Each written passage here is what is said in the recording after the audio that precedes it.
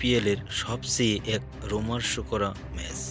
শেষ বলে শেষ অবধি গিয়ে মাত্র ১ রানে টুর্নামেন্টের দ্বিতীয় হার পেল রাজস্থান রয়্যালস। আজ আবারও এক রোমাঞ্চকর ম্যাচের উপহার দিল আইপিএল ২০২৪, যেখানে রাজস্থান রয়্যালসের মতো এবারের সবচেয়ে শক্তিশালী দলকে মাত্র ১ রানে হারিয়ে এক অবিশ্বাস্য জয় নিজেদের নাম করল সানরাইজ হায়দ্রাবাদ।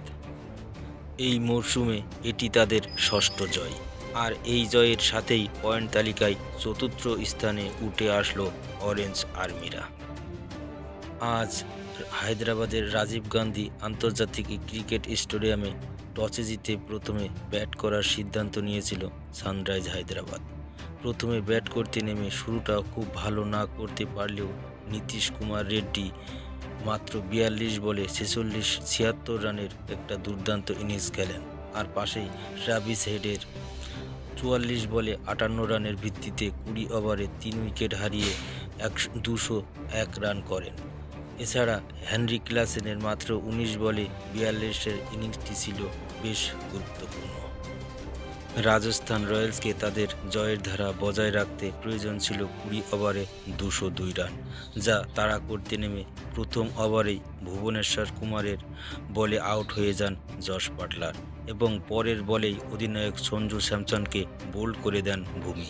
তবে তারপরে যশস্বী জয়সওয়াল এবং রিয়ান পরাগ মিলে এই কঠিন পরিস্থিতি থেকে ১৩৪ রানের মূল্যবান পার্টনারশিপ করেন।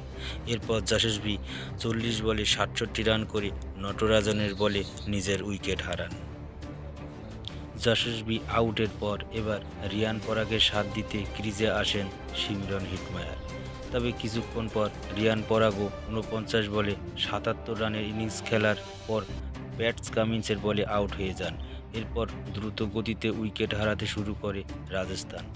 হিটমায়ারও ১৩ রান করে ফিরে যান। অন্যদিকে ধ্রুব জুরেল ১ রানে ফিরে যান।